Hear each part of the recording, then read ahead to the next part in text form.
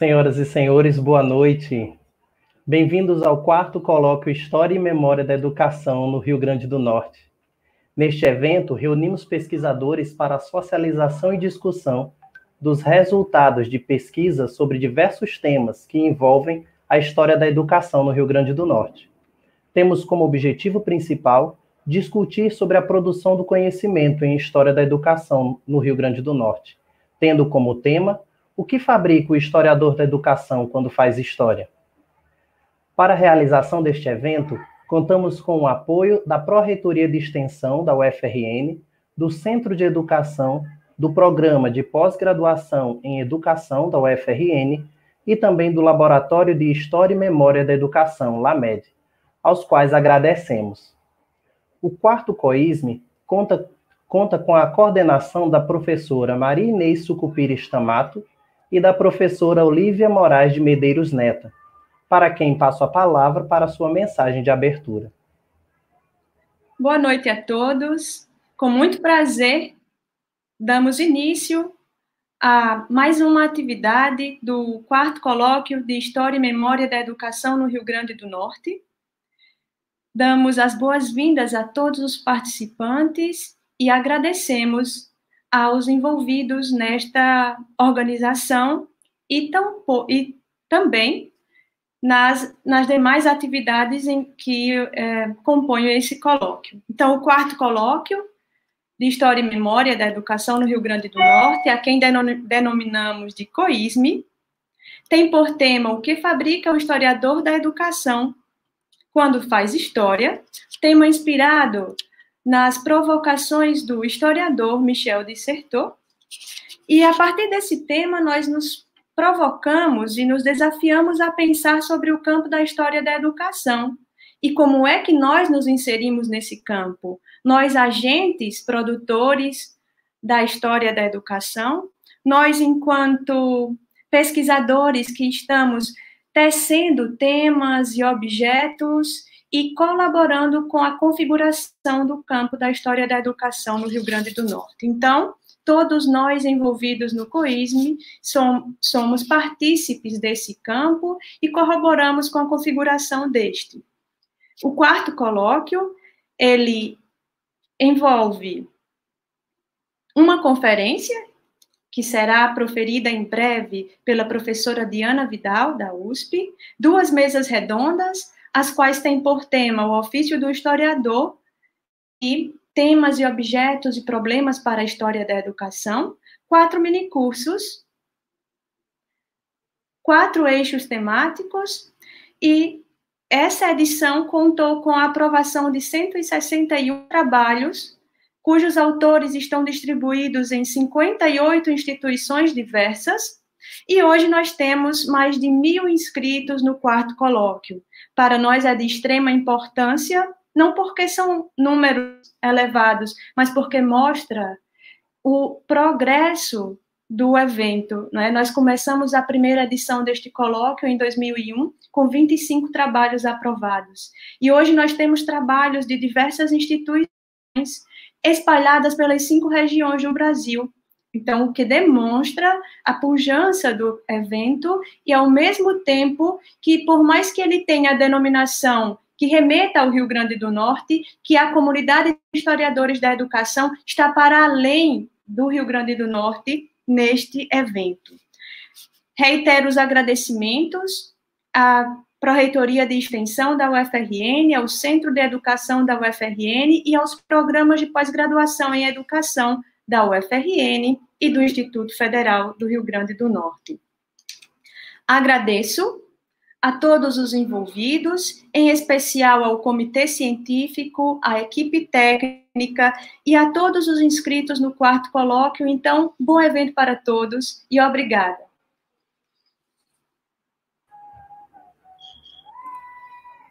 E assim, com a mensagem da professora Olívia Neta, encerramos este momento de abertura do quarto COISME e convidamos a professora Maria Inês Sucupira Stamato a conduzir a conferência de abertura.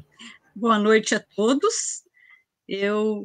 Boas-vindas a todos também que vão participar, que estão participando do congresso, e a nossa convidada. eu vou fazer, antes de passar a palavra a ela, uma apresentação da professora. A professora doutora Diana Gonçalves Vidal, atualmente é professora titular em História da Educação na Faculdade de Educação da USP, diretora do Instituto de Estudos Brasileiros da USP e bolsista Produtividade em Pesquisa do CNPq. Em sua formação acadêmica, possui graduação em História pela Universidade do Vale do Paraíba, em 1985, mestrado em História pela Universidade Estadual de Campinas, em 1990, doutorado em Educação pela Universidade de São Paulo, em 1995, e pós-doutorado em Educação no Instituto National de Recherche Pédagogique, na França, em 2001, e na Universidade de Santiago de Compostela, em 2007. Em sua carreira, ela foi diretora da Faculdade de Educação da USP de 2014 a 2018, foi presidente da Sociedade Brasileira de História da Educação, de 2003 a 2007, vice-coordenadora do GT2 História da Educação da ANPED, de 2001 a 2003. Como professora convidada, atuou na Argentina, na Universidade de Santo André, em 2001, na Flaxo, de 2006 a 2009, na Universidade Nacional de La Plata, em 2017, na França, no Instituto Nacional de Recherche Pédagogique, em 2002, na Inglaterra, no Instituto de Educação da Universidade College London, em 2015, na China, na Universidade Beijing Normal, em 2018. Coordenou o Centro de Memória da Educação, Faculdade de Educação da USP, de 2000 a 2004. Na pesquisa atual, é líder do projeto temático da FAPESP, que tem como título Saberes e Práticas em Fronteiras, por uma história transnacional da educação. Entre as diversas publicações recentes que a professora tem, eu destaco o Arquivos e Educação, Práticas de Arquivamento e Memória, publicado na Revista de Educação Pública em 2020, volume 29. Porque este artigo tem muito a ver com a temática deste congresso. Com esta breve apresentação, eu passo a palavra para a professora Diana Gonçalves Vidal. Boa noite a todos, a todas. É um prazer estar aqui com vocês hoje, participando da abertura desse quarto colóquio. Eu queria agradecer muito ao convite da Olívia Medeiros Neta, da Inês Stamato, a apresentação que ela fez. Só um pequenino reparo, sim. Eu fui vice-diretora da Faculdade de Educação, não fui diretora, não tive essa alegria, mas hoje eu sou diretora do Instituto de Estudos Brasileiros. Agradeço também ao Juan Carlos pelo convite e agradeço a vocês todos por estarem aqui nessa abertura. Tem coisas ruins e tem coisas boas esse nosso novo normal, né, dessa coisa do isolamento social, em virtude da pandemia. Uma delas é que a gente pode estar em vários lugares ao mesmo tempo, né? Então, eu estou em São Paulo, vocês estão em Natal, no Rio Grande do Norte, mas a gente estamos todos juntos no mesmo ambiente virtual. A coisa ruim é que eu não consigo ver vocês, então vocês me veem, mas eu não tenho o privilégio de poder ver a carinha de todos vocês aí assistindo. É uma pena, mas, enfim, temos ganhos e perdas com essa nova dinâmica que a gente está vivendo. O título dessa fala, que eu fui convidada a apresentar, chama Intérpretes do Passado e do Presente, a arte de historiadores da educação e arquivistas. Esse título ele tem a ver com um dos artigos, esse artigo que a Inês Stamato acabou de mencionar, e também tem a ver com um artigo que eu acabei publicando na revista History of Education in Latin America, que é a revista que está sendo organizada, liderada e editada pela Olivia. Esse texto está em inglês, mas ele tem algumas similaridades com esse outro texto que está em português, e, portanto, vocês podem ter acesso à discussão de uma outra maneira, mas também tem vários argumentos que ali estão reiterados. Esse texto e essa discussão, ela é proveniente também, né, esse texto que eu publiquei na History of Education in Latin America, eu publiquei com o José Cláudio Soma Silva, que estava fazendo nessa oportunidade, ele é professor da Federal do Rio de Janeiro, mas nessa oportunidade ele estava fazendo um pós-doutorado no IEB comigo, e nós oferecemos uma disciplina que se intitula Artes de Produzir Sentidos para o Passado, Acervos e Fontes em História da Educação. Aliás, uma disciplina que eu dei no segundo semestre de 2019 e estou agora dando de novo lá no IEB, no programa de pós-graduação, nesse segundo semestre de 2020. Bom, então eu vou compartilhar com vocês o PowerPoint. A partir daqui eu vejo o PowerPoint, aí eu não vejo nem a mim mesma. Então, a gente vai entendendo essa nova dinâmica e vai se adaptando a ela.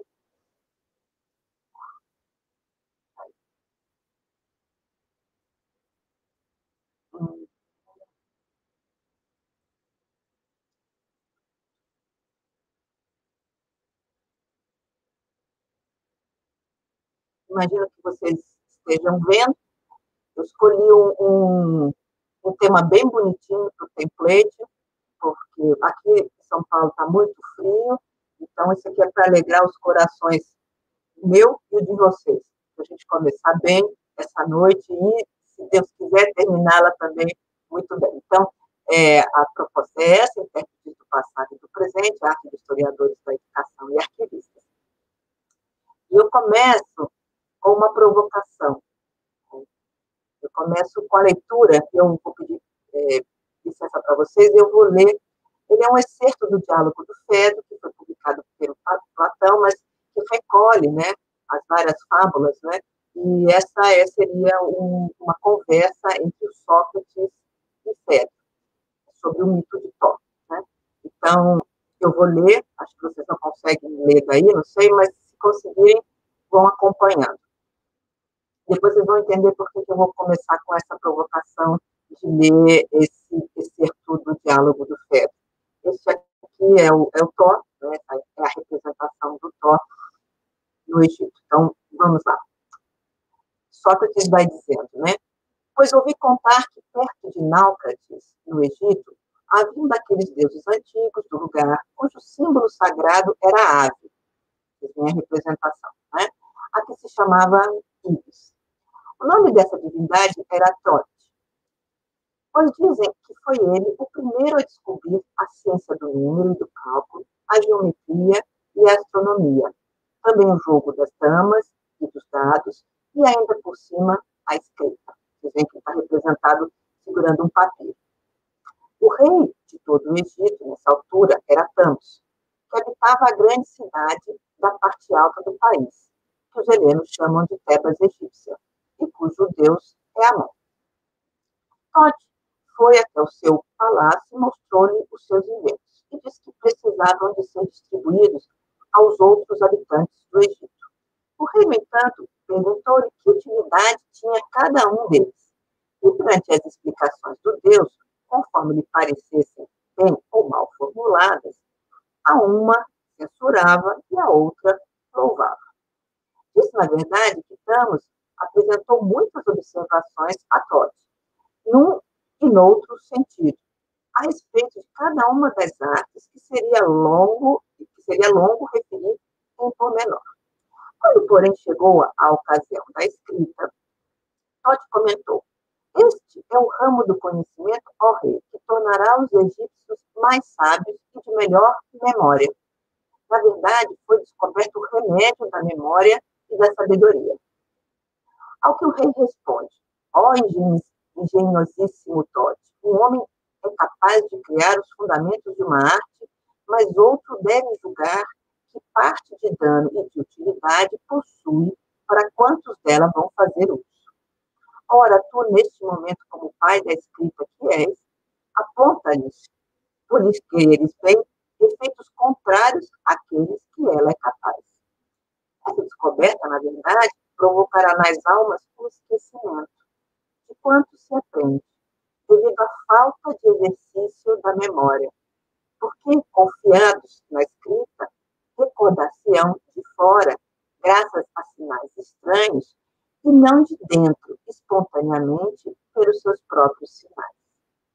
Por conseguinte, não descobristes o remédio... peraí, eu preciso... Aqui. Não descobristes o remédio para a memória, mas para a recordação.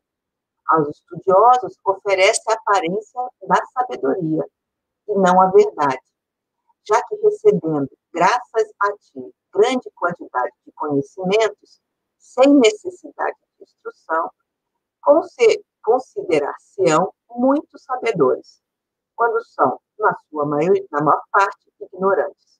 São ainda de trato difícil, por terem a aparência de sábios e não o serem verdadeiramente. Portanto, quem julgasse transmitir na escrita uma arte, e quem, por sua vez, a recebesse, como se dessas letras escritas pudesse derivar algo do certo e do seguro, mostraria muita ingenuidade e desconheceria realmente o oráculo de Allan. Se creem que os discursos escritos são algo mais do que um meio de fazer recordar a quem as sabe já as matérias tratadas neste escrito. Responde Fedro, muito justamente, e continua Sócrates. É isso precisamente, Fedro, o que a escrita tem de estranho, que a torna muito semelhante à pintura. Na verdade, os produtos desta permanecem como seres vivos, mas se lhes perguntares alguma coisa, respondem-te com um silêncio cheio de gravidade. O mesmo sucede também com os discursos escritos. Poderá parecer-te que o pensamento, como que anima o que dizem, no entanto, se, movido pelo de aprender, os interrogares sobre o que acabam de dizer, revelam-te uma única coisa e sempre a mesma. E se uma vez escrito, todo o discurso rola por todos os lugares, apresentando-se sempre do mesmo modo, tanto a quem o deseja ouvir, como ainda a quem não mostra interesse algum, e não sabe a quem deve falar e a quem não deve.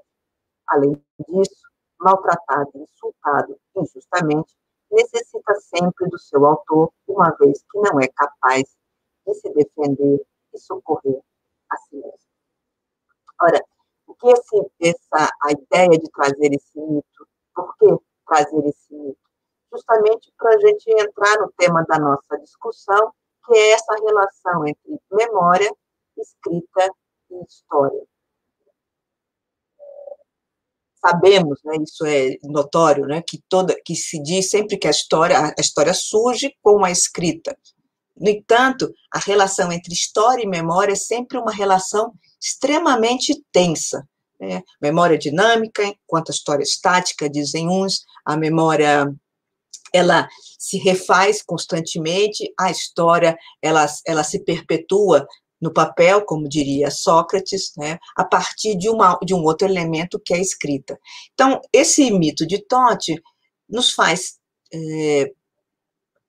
suscita discorrer sobre essa relação sempre tensa entre memória, escrita e história.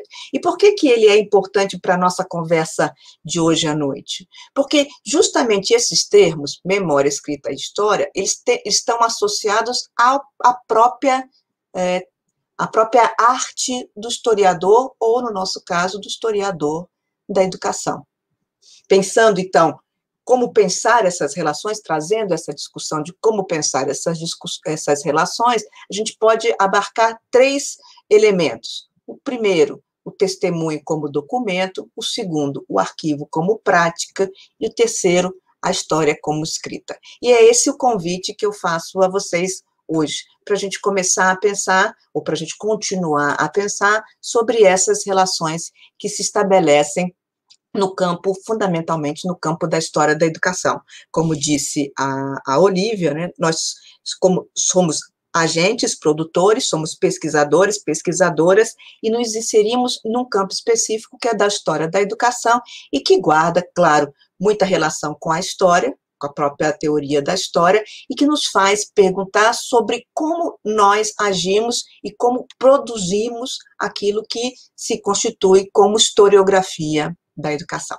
Então, é a partir daqui que a gente vai começar a conversa. Eu acho que tem um elemento também importante de lembrar no mito de Tote, que Sócrates vai fazer uma diferença entre memória e rememoração.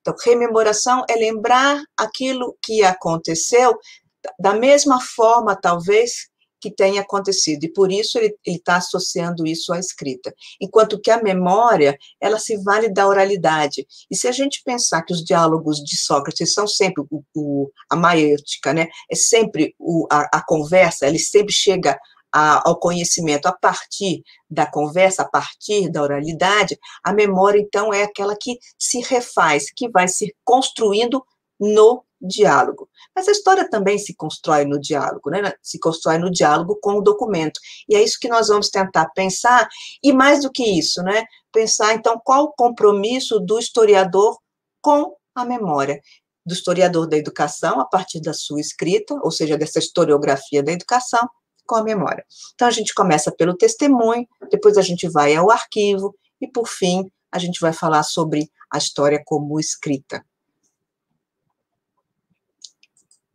Então, o documento escrito. E eu aqui estou trabalhando apenas com o documento escrito, primeiro porque é a relação entre história, memória e escrita. Então, é aí que eu quero residir a discussão. Então, eu não estou resumindo todo o documento ao documento escrito, eu só estou recortando para essa nossa discussão de hoje. Então, o documento escrito, e também porque é o documento escrito que a gente encontra nos arquivos. Os objetos a gente encontra nos museus, mas nos arquivos a gente encontra a documentação escrita, né, a documentação textual. Então, eu coloquei aqui algumas imagens, só também para a gente pensar nas várias possibilidades do que é um documento escrito, ou seja, nas várias materialidades do que é o documento escrito. Então, a primeira questão que eu acho que é importante a gente pensar é que o documento escrito, ele se constitui como um rastro. Aqui, não só eu estou me referindo ao Carlo Ginzburg, sobre os vestígios, os indícios e etc., mas também ao Paul Ricoeur, quando ele vai dizer que a memória é um rastro, no sentido de que a memória guarda alguma relação com o acontecido, com o fato, com aquilo que aconteceu no passado. Então, o documento guarda alguma relação com esse rastro, com esse vestígio do passado. O documento não é inócuo. A gente precisa criticar o documento, ele é um gênero narrativo, ele tem uma forma específica de se construir, cada tipo de documento escrito, né, ele vai ter uma forma narrativa diferente, vai ter um gênero narrativo diferente, mas ele não deixa de ser um resíduo do passado. Isso é importante para depois a gente pensar qual é o compromisso do historiador com este resíduo do passado, ou com qual é o compromisso do historiador da educação com esse resíduo do passado, com esse rastro. Por outro lado, quando a gente se depara com o documento, é importante pensar que ele também é um gênero narrativo.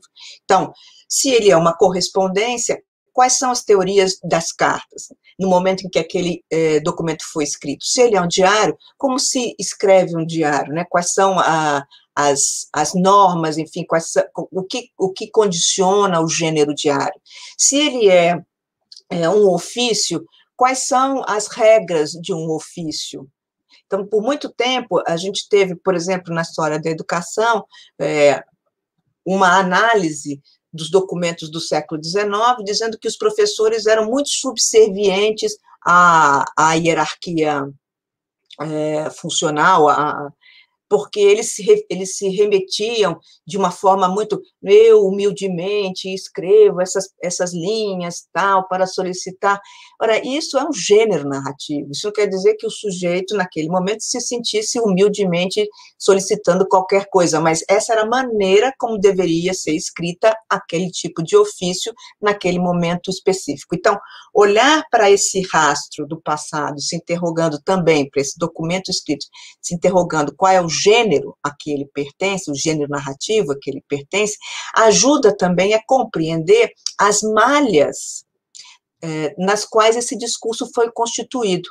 Então, permite a crítica ao próprio discurso, mas mais do que isso, permite pensar nas condições de contingência desse documento. Então, há coisas que ele pode trazer, há coisas que ele não pode trazer. Como diz o Michel de Certeau, o documento traz o dito e o não dito, e muitas vezes também traz o interdito. Então, o dito é aquilo, é o conteúdo que você encontra no documento qualquer que seja que você esteja trabalhando, seja do século XVIII, seja do século XIX, seja do século XX. O não dito é aquilo que ele, de fato, esconde, né? E o interdito é aquele que ele não pode falar, mas não porque seja proibido, porque não está dentro das malhas que constituem as margens do que é possível aquele discurso dizer. Então, eu não posso encontrar determinadas palavras, nem determinadas expressões, nem determinadas formulações, ou mesmo argumentos, em função do próprio gênero narrativo em que aquele documento foi escrito. Ok? Mas os documentos também trazem uma materialidade, e isso é muito importante da gente pensar como que essa materialidade nos faz pensar também, nos faz compreender as condições de emergência daquele discurso.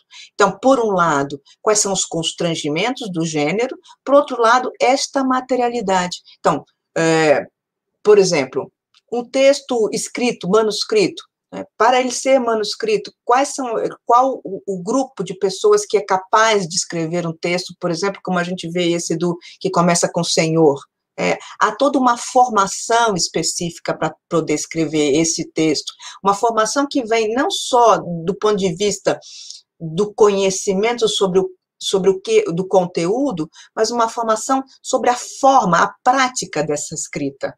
Essa escrita é uma escrita que demanda, por exemplo, no século XVIII, o uso da pena, o aparo da pena, saber aparar a pena, saber utilizar a tinta. A tinta, em geral, era de origem animal, ela secava muito rapidamente, então tinha também que pensar a maneira como se escreve da esquerda para a direita, por exemplo, no caso de uma escrita em português.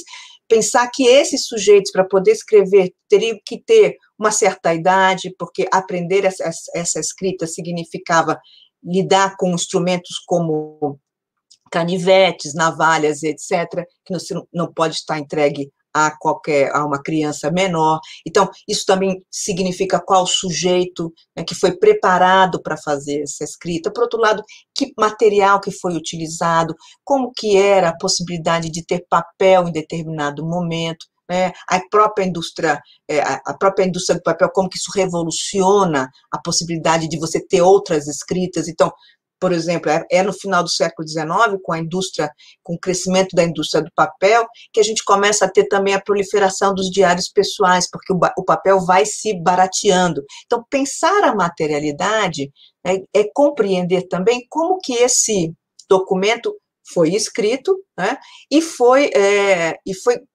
guardado. Depois a gente vai falar sobre isso. Mas também pensar de que maneira ele foi registrado. Ou seja, nem sempre aquele que escreveu era o autor da escrita. Se a gente pensa nos arquivos judiciários, por exemplo, quem toma o depoimento, quem registra é um escrivão, não é necessariamente nem a vítima, né, nem não é a pessoa que está sendo processada, por exemplo, que está sendo intimada, né? Então, pensar que esses registros também são, às vezes, registros mediados por outros.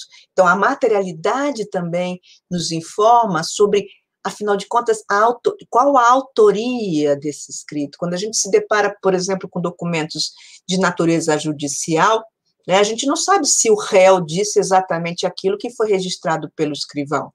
Não sabe como que esse mediador, por exemplo, compreendeu a fala e registrou essa fala. Então, são todos elementos, né?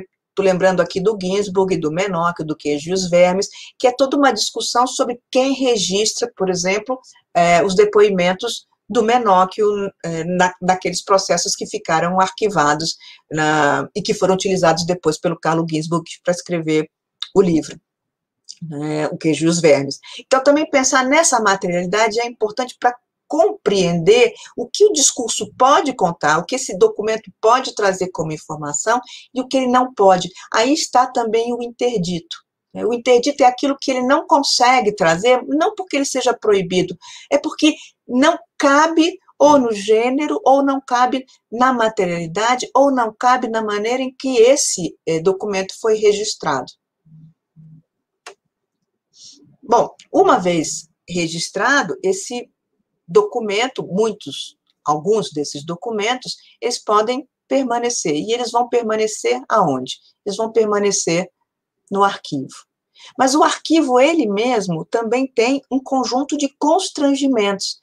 O arquivo não é só um grande repositório de documentos escritos. O arquivo é também uma ciência, né? Ele está baseado numa ciência que é arquivística.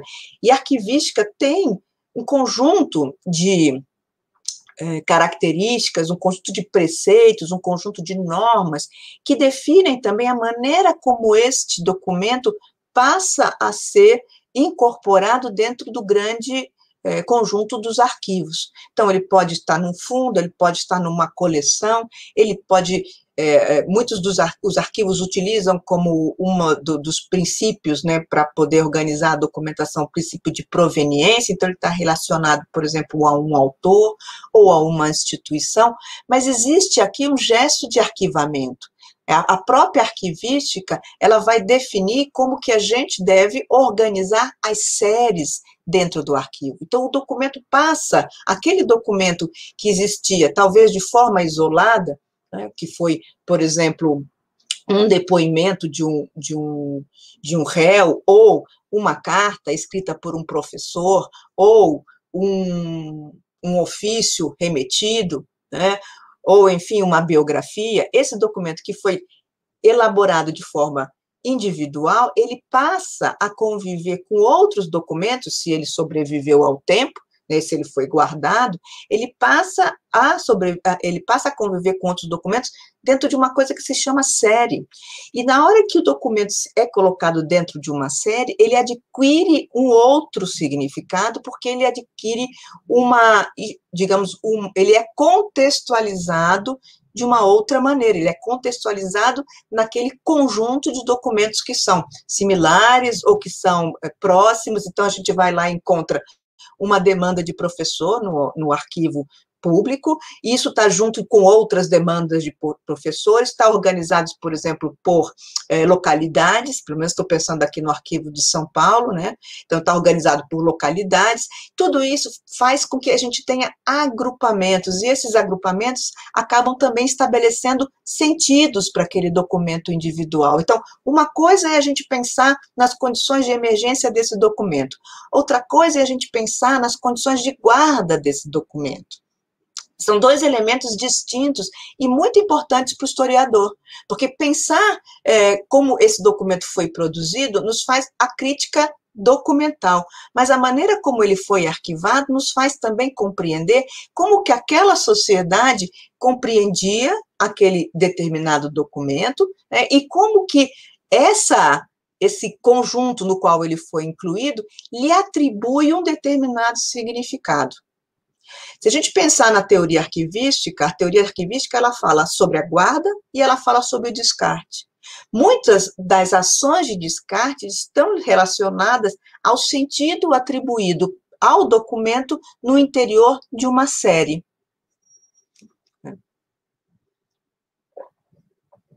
Por outro lado, a própria sobrevivência do documento, ela remete a uma vontade de memória. Pode ser uma vontade de memória individual, o sujeito que guardou esse documento ao longo do tempo, né? Que alguns dos documentos que a gente guarda cotidianamente, então, quais são os documentos que nós guardamos, né? Isso é um bom exercício, pensar o que a gente guarda. A maior parte de nós guarda documentos que são documentos comprobatórios, e isso não é muito diferente nos arquivos.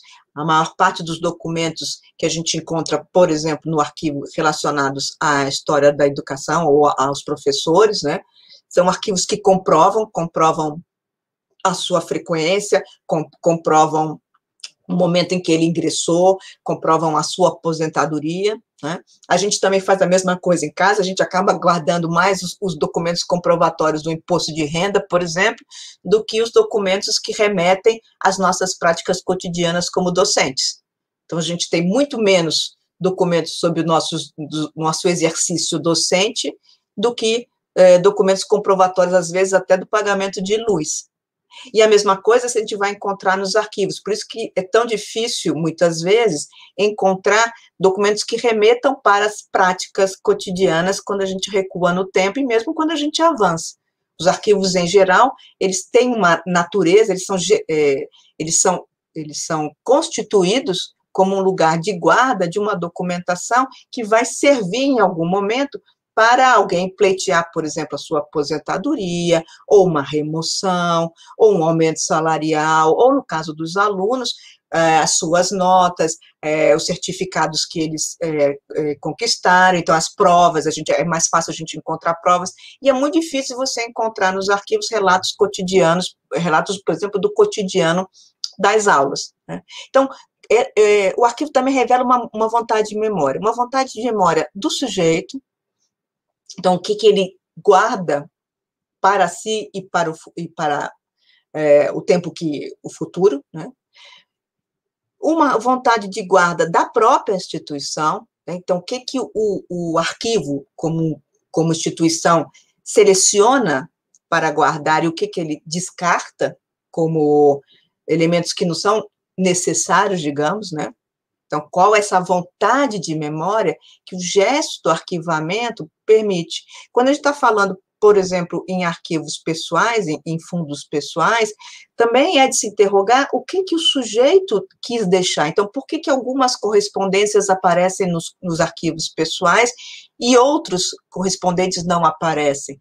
Qual o processo de seleção que foi feito pelo próprio sujeito, antes de doar, pela família que às vezes doou esse fundo, né, e também que quis criar uma memória ou uma imagem mais lapidada daquele sujeito doador, ou mesmo da maneira como as famílias controlam o acesso aos documentos que estão nos fundos, né, garantindo direitos de autor. Então, essa vontade de memória, ela também reflete um processo de seleção. É isso que é interessante também da gente se interrogar. O que ficou, por que ficou? Muitas vezes é uma seleção estabelecida de forma muito consciente. Outras vezes a seleção se dá até por questões da natureza. Então, os arquivos que foram incendiados, ou que houve uma enchente, e aí também se interrogar por que essa guarda se perdeu, né? Por que esses arquivos estavam em lugares em que, por exemplo, podia ter uma enchente e podia danificar. Agora, recentemente, em São Paulo, a gente teve uma danificação de um conjunto importantíssimo de filmes da Cinemateca aqui de São Paulo, porque estavam dentro de um galpão. Houve uma chuva muito forte, houve uma inundação, e esses documentos se perderam. Então, também, por que eles estão nesse lugar, né? E mesmo documentos que não se salvam por um conjunto de outras razões. Catástrofes naturais é uma que eu estava comentando, mas também as próprias guerras, né? Que fazem com que a gente vá deixando para trás o conjunto de rastros, né, desses documentos, enfim, os rastros da nossa trajetória vão ficando perdidos, né, pelas mudanças, as imigrações. Todos esses elementos são elementos constitutivos também desse gesto do arquivamento, dessa vontade de memória, que permanece ou não, né? Então, desse gesto de guardar uma memória, de projetar para o futuro uma imagem de si. Porque guardar, né, guardar um documento é também projetar uma mensagem, é projetar também uma imagem para o futuro.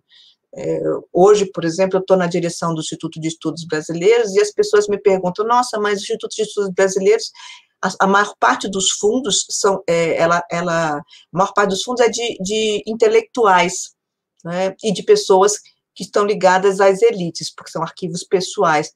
E a minha resposta é simples, só os intelectuais e as pessoas da elite têm tempo para produzir documentos sobre si e tem possibilidade de guardar esses documentos, de acumular esses documentos, de criar, de pensar que esses documentos vão sobreviver a eles e garantir uma imortalidade futura.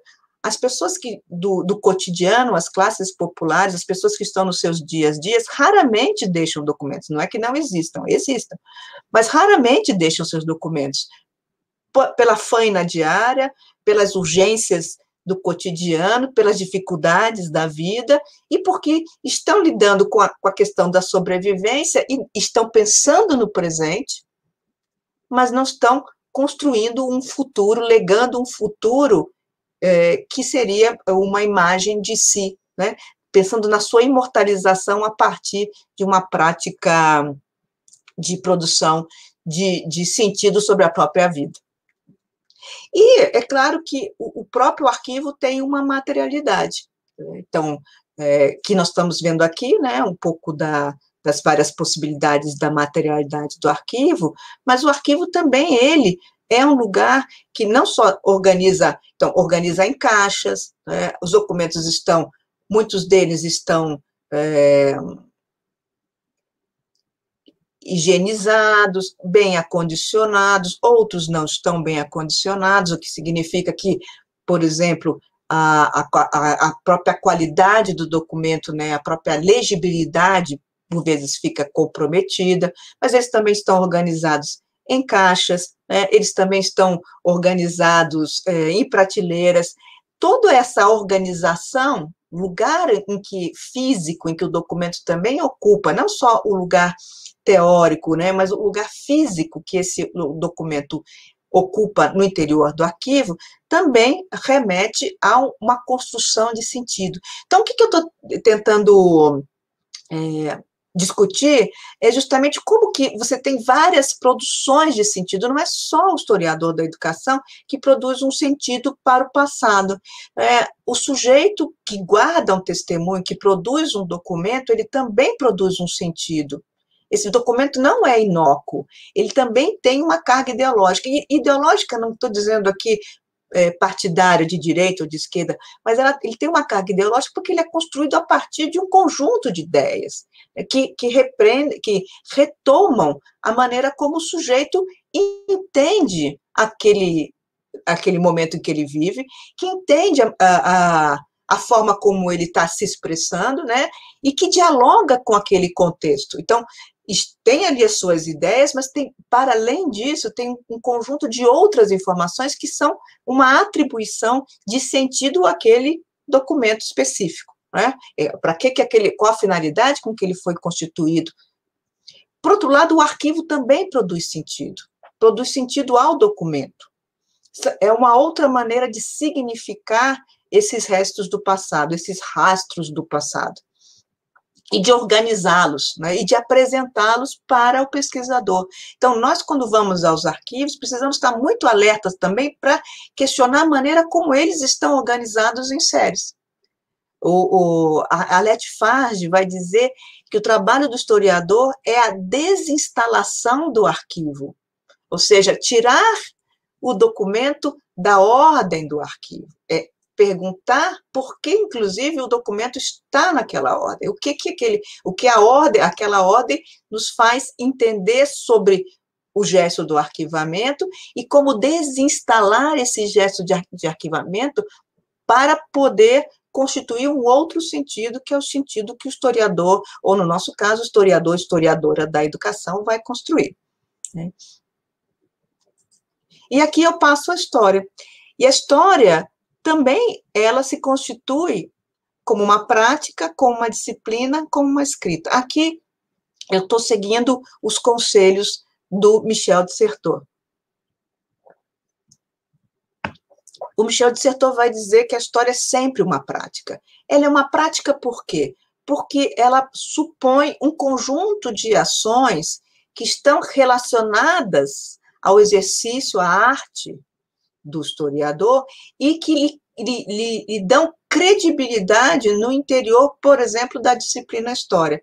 Então, é uma prática ir aos arquivos, é uma prática ler os documentos, é uma prática fichar esses documentos, a gente vai buscar esses elementos, né, esses vestígios do passado para poder compreender as tramas nas quais eles foram constituídos. Então, essa prática de ir ao arquivo é a mesma coisa, é também nesse sentido aqui, a Arlete Farge vai fazer também referência ao Michel de Certeau, é uma prática de recolher, de coletar, de fotografar. A gente hoje em dia fotografa quase todos os documentos, né? Isso virou o modus operandi hoje dos historiadores. Você vai no arquivo, você fotografa, você transcreve, você recorta, você coleta, você seleciona.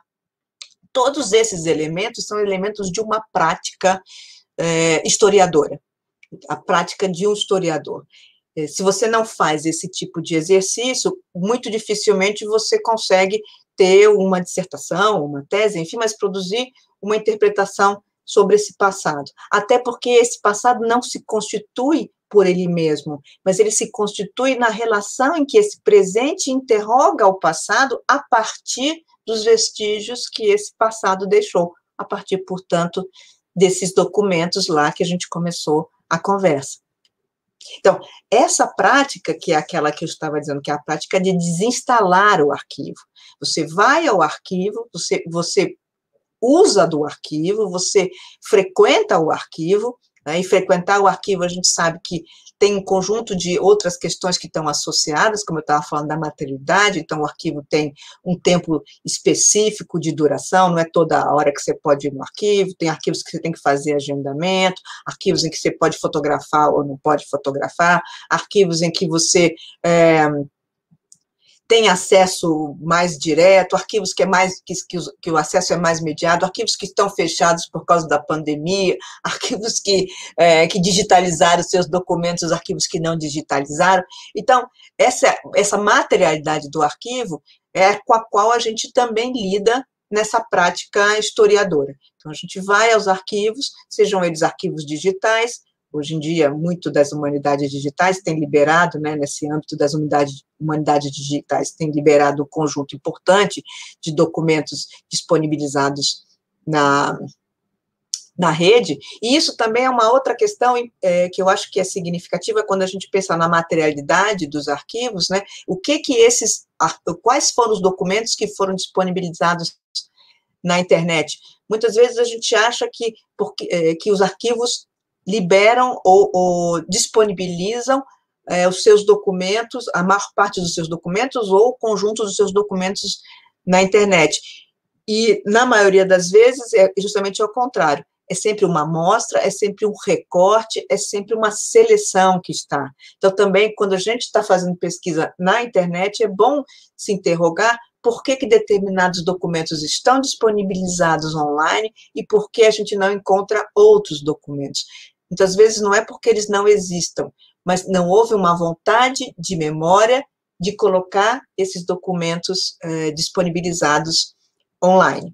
Tá? Então, essa prática, que é a prática do historiador, que é olhar para o documento, que é ler, que é se interrogar sobre o documento, que é exercer a crítica documental, que é problematizar o documento, desinstalar o arquivo, essa é a tal da prática que o Michel de Certeau, a qual o Michel de Certeau se refere. Né? É esse exercício metodológico de ir ao arquivo para poder olhar para além do arquivo, mas também olhar para além do documento. Porque o documento em si, ele é, como eu disse, um rastro do passado, mas ele não é o passado como aconteceu. Né? Não é que a gente poderia fazer uma relação de aproximação com a fotografia. Não é uma fotografia no sentido que muitas pessoas também acham que a fotografia é como se fosse um pedaço do passado que sobrevive no presente. Ele é um rastro, mas ele também é uma construção de sentido. Dessa forma, né, o olhar para o documento é também olhar para além do documento, como a gente já tinha conversado. Mas, mais do que isso, a prática do historiador não é só esse lido cotidiano com os arquivos e com os documentos, né? A prática do historiador está ligada também a uma disciplina. E que disciplina é essa? No nosso caso da história, é a própria disciplina história. O que isso quer dizer? O que o Sertor quer dizer? Por que é importante pensar que essa prática está associada a uma disciplina? Porque essa disciplina constitui ela também um conjunto de constrangimentos.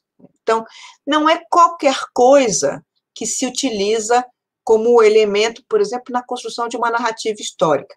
O Sertor vai dizer que a gente tem uma lei mascarada na história, que é a cronologia. Então, todos os trabalhos em história acabam usando da cronologia como uma lei oculta. Então, vai na sequência temporal dos fatos.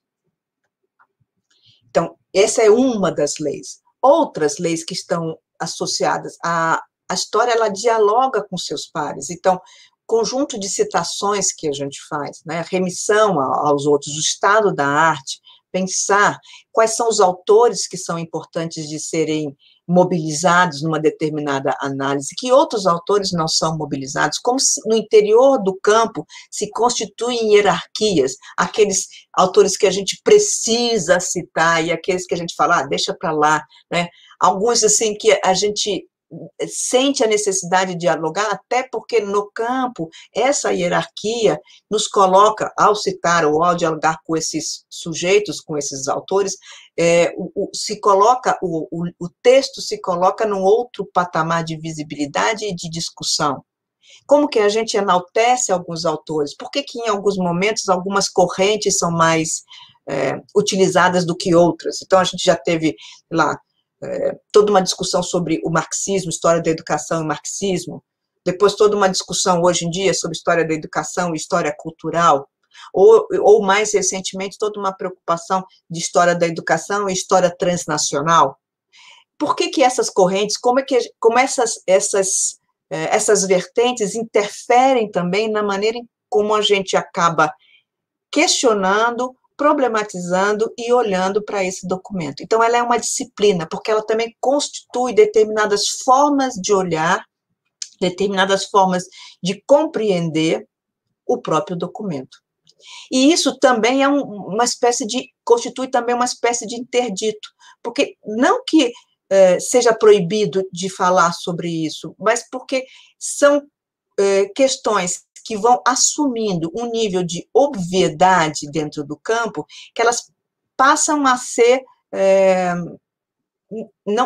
não ser mais referidas, mas elas estão ali estabelecendo as margens do que pode ser dito e o que não pode ser dito dentro de uma dissertação, por exemplo, de uma tese ou dentro de um trabalho de pesquisa histórico. Então, isso é fundamental para a gente também entender que o limite da história, a história nunca vai ser a reconstituição do passado, porque ela é constituída a partir de constrangimentos do presente. É esse presente que olha para o passado e que produz um conhecimento vis-à-vis as questões que estão colocadas no presente e buscando dialogar com a singularidade desse passado. E, por fim, a história não é nada mais do que uma historiografia, ou seja, a história ela mesma é a que nós construímos no nosso cotidiano. Eu, vocês, nesse exato momento, estamos fazendo história. Mas se formos contar sobre este momento, estaremos contando a partir de uma escrita. Então, essa escrita, ela também tem um conjunto de constrangimentos, um conjunto de regras. Então, a citação é uma delas, bibliografia, a maneira de escrever, se a gente vai usar o plural majestático ou não, se vamos usar o eu ou o nós. Por exemplo, né, antigamente se tinha muito claramente as dissertações e teses eram constituídas, por exemplo, com capítulo de contextualização, então, e depois entrava no objeto. Hoje a gente já não faz mais essa separação entre o capítulo inicial de contextualização do objeto e depois discussão, a gente procura fazer a discussão junto com a contextualização. Então, hoje, a maior parte das teses e dissertações, e mesmo dos trabalhos acadêmicos em geral, eles começam contando como é que a gente chega no objeto, então tem uma parte, essa subjetividade, ela emerge no relato, e ela é aceita como parte desse relato. Ao contrário, muitas vezes a gente, inclusive, interroga, por que na introdução você não trouxe os elementos que te fizeram chegar a tal objeto ou tal discussão.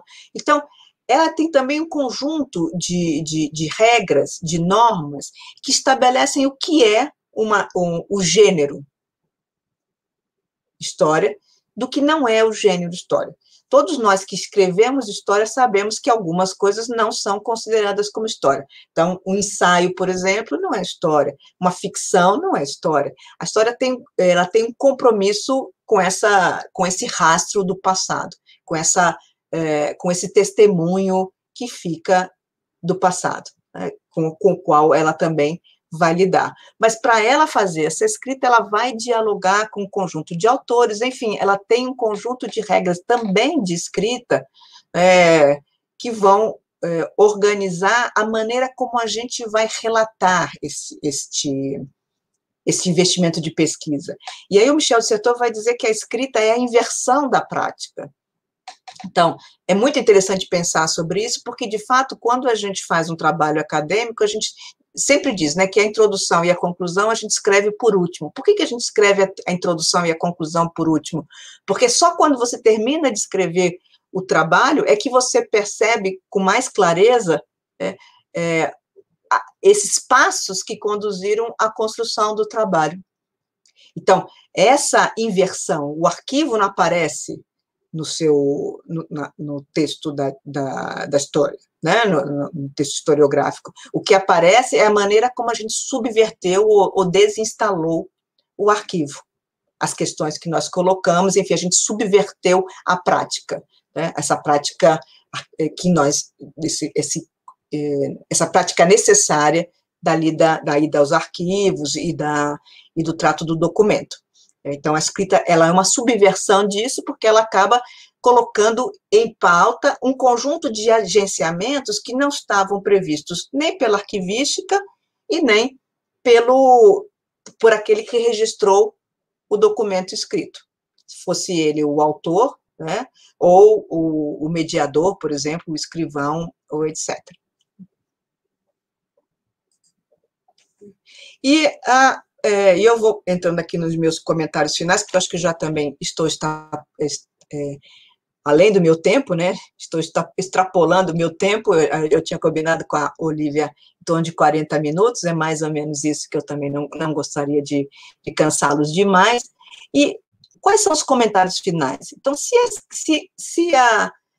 eu encontro se eu junto, digamos, né, eu me confronto com o documento e os seus próprios agenciamentos, o arquivo e seus próprios agenciamentos, e a história e seus próprios agenciamentos, existe, de fato, qual que é o compromisso do historiador, afinal de contas? Né? Ele pode ficar só nos agenciamentos da história, sem ter um compromisso com os agenciamentos, sem reconhecer os agenciamentos do arquivo ou do sujeito? Qual que é o compromisso do historiador, afinal de contas, né?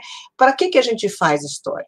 Então, acho que uma das primeiras coisas é ter a verdade como premissa. Não essa verdade universal, mas acreditar que, em alguma medida, né, o documento, ele é também um vestígio do passado, ele é um rastro. Por mais que eu possa criticar o documento, por mais que eu possa, inclusive, dizer que esse documento é falso, o que me faz pensar sobre as condições de emergência desse documento, até porque ele é falso, foi construído como falso, ele também me traz elementos para eu compreender o passado na sua singularidade. Então, esta é a verdade, né? Essa é esse compromisso com a verdade, não com a verdade só de um sujeito ou de outro, mas com a verdade das condições de produção daquele documento. Ou acreditar que aquele documento me permite olhar para o passado e entender alguma parcela desse passado. É claro que eu não vou conseguir restituir o passado. O passado, como diz o Michel de Certeau, é o morto, ou como diz o Michel Foucault, a gente só consegue escrever a história depois que a questão acabou, né? Que você tem o problema fechado, né? Porque você olha para isso como alguma coisa que passou, né? Em inglês o pessoal fala that's history, como se fosse alguma coisa que passou e acabou. A gente sabe que não, que a história deita seus laços para o presente, mas também pensar que ali, em alguma medida, existe uma verdade que precisa ser restituída. Né? Existem elementos que nos fazem compreender melhor aquele passado e entender a nossa relação com esse passado. E, por fim, eu lanço mão do conceito de representância do Paul Ricoeur, porque o Paul Ricoeur vai dizer que este compromisso com a verdade, né, ele é um compromisso do historiador não só com uma representação do passado, mas com uma representância. O que ele quer dizer como representância? É claro que isso é um neologismo, essa palavra representância, porque ele vai dizer, se a gente trabalha só olhando o documento, o arquivo e a história como representação, a gente corre o risco de perder este elo que nos leva ao passado, esse elo que nos leva a esta e a várias verdades desse passado. E o historiador tem o compromisso com esses sujeitos que ficaram no passado. E aqui a gente pode voltar, então, ao texto do mito de Thor. Porque, naquele momento, né, a gente estava dizendo que o que a história permite, o que a escrita permite, é apenas a rememorar, né, e se perde o laço com a memória. Mas se a gente pensa nesse compromisso do historiador com os sujeitos do passado, e daí essa noção de representância, a gente também tem um compromisso com uma certa memória que ficou instalada nos documentos. Essa ideia de uma memória instalada nos documentos me parece bastante profícua para fazer uma junção, então, entre memória, história e escrita.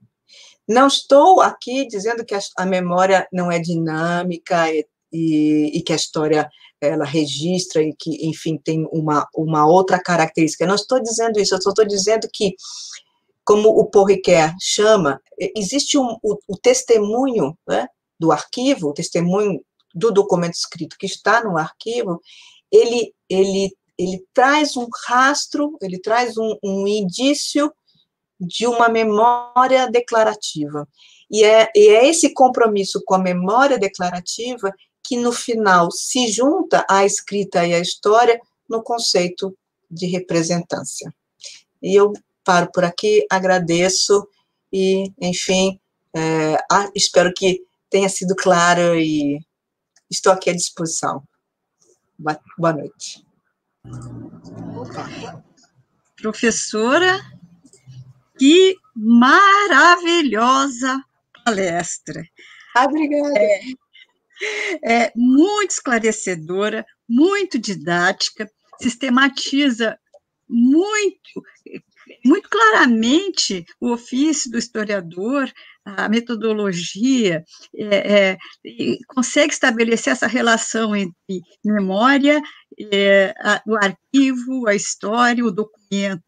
Fiquei encantada com a sua palestra.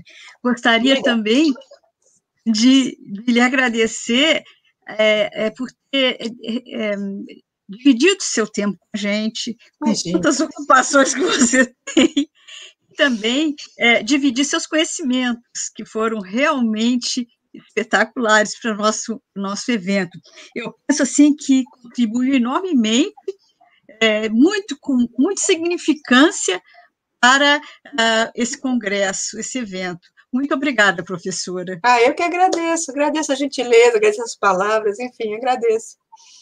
Agradecemos, Diana, sua conferência. Para a gente é de extrema importância num evento que tem como pergunta propulsora o que é que faz o historiador da educação quando faz história ter uma conferência nesses moldes. Então, uma grata alegria para todos nós. Esperamos ter outras oportunidades. Com certeza. Esses tempos de pandemia nos ligam um pouco mais, né, em função das redes sociais e dessas perspectivas de transmissão. Então, talvez tenhamos outras oportunidades. Então, nossos agradecimentos. Eu que agradeço o convite, agradeço a oportunidade, fico à disposição, se depois quiserem me convidar outra vez, por aí, tudo bem. Agora, é muito mais fácil, né? A gente nem sai de casa. Sim.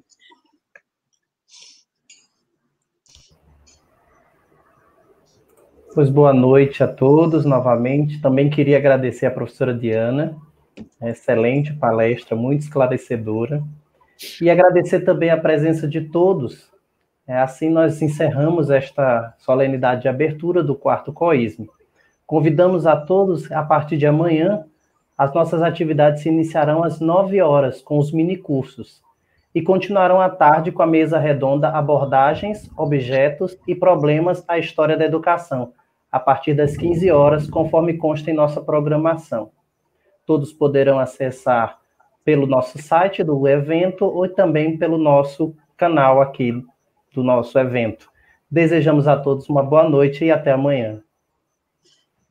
Boa noite. Boa noite.